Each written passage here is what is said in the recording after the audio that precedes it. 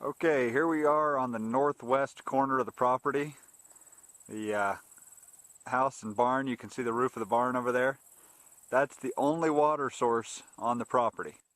So out in this northwest corner is the most underutilized, undergrazed with the tall grasses.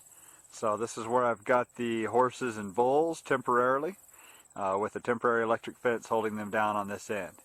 And for a water source, for the last 4 or 8 weeks, I've been using a temporary tank that a neighbor has run a garden hose to, and I fill up with the use of that garden hose in their well. But with the 4 bulls and horses, and in the heat of the summer, they've been draining that tank, and I've had to come out here and fill it twice a day, which is a little problematic when we're out of town. So I need a little more storage capacity, so I went to the local co-op and they sold me a old tractor tire that had the top cut out, and I'm going to install that as a water tank right here. So that's what we're going to do today. Okay, so the first thing with putting in this tank is I've got the other tank that's been sitting here, but I've got plans for a gate here eventually. So what I want to do is put this tank somewhere where it won't bother things, because it's not going to be able to be moved with concrete in the bottom. So sitting off here, I think we'll put it right here. So first thing we want to do is clean up these grasses some, and then we'll flop the tank over here, flop the tire over here, put some dirt in the bottom of it, and then put some Quikrete or Sackrete on top of that, and then fill it up with water. See how it works.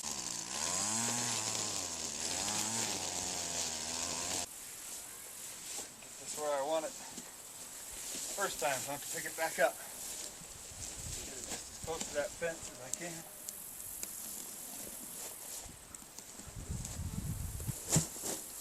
Go.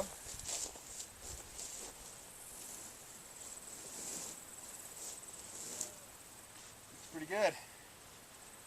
Now we just got to get this bottom to where it'll hold water. So here's what the tire tank looks like. It's a tire that's had the top cut out of it. And in the bottom here is our hole. And we got to get that filled in and sealed up so that bead will hold water. And we can fill the thing up. So my plan is to haul some dirt in here. Gravel would work good if you had some gravel. Put maybe an inch or 2 of gravel as a layer there, and then a few bags of a Sackrete, and fill it up with water.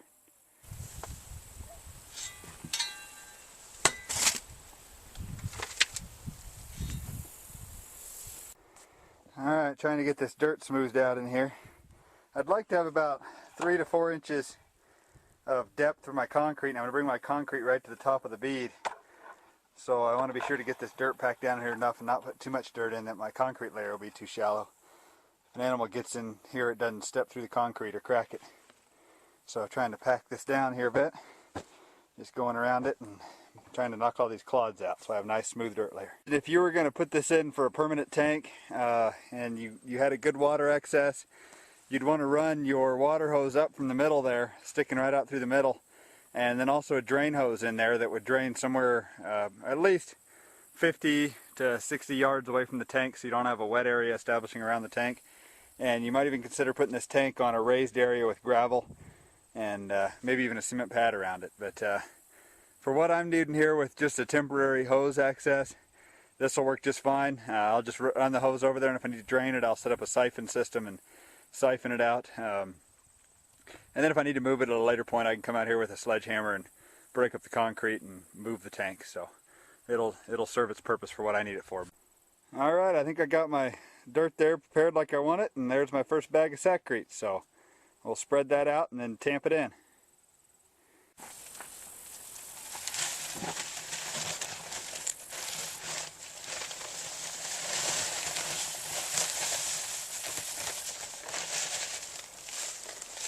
Bag number 1, tamped in there a little bit so I can get as much under that bead as possible.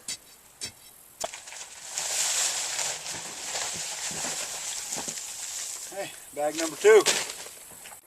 Thought I'd show you my tamping process here. All I'm doing is agitating that down into there. Just try to be sure I get that underneath that bead real well.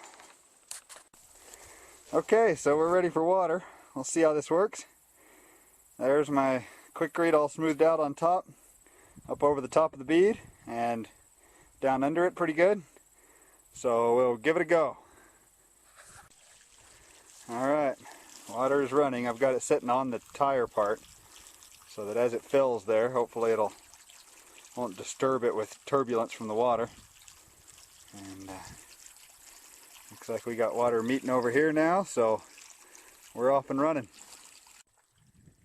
It's kind of interesting to think about as this tank's just starting to fill, how tall this grass is out here and how underutilized it is, and how with just the simple addition of a water tank you can draw livestock to an underutilized area away from an overutilized area, like what happens way out there where that barn is. So this area is going to change. If I was to stand here in a few weeks time and take this same video, these grasses would be utilized much more.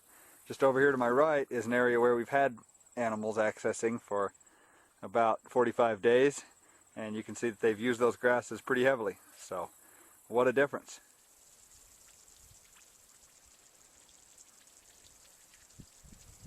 Quite a bit of bubbling going on in there as that water finds its way down through. Well, so far so good. Tank's about a quarter full, I'd say, over the top of all the concrete and the bead. I don't see any water running out below. So we'll keep on filling it here and see how it goes. Alrighty, we've got a tank that's continuing to fill and all systems look good.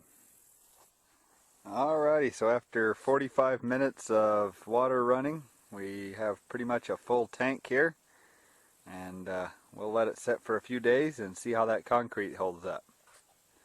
So there we go.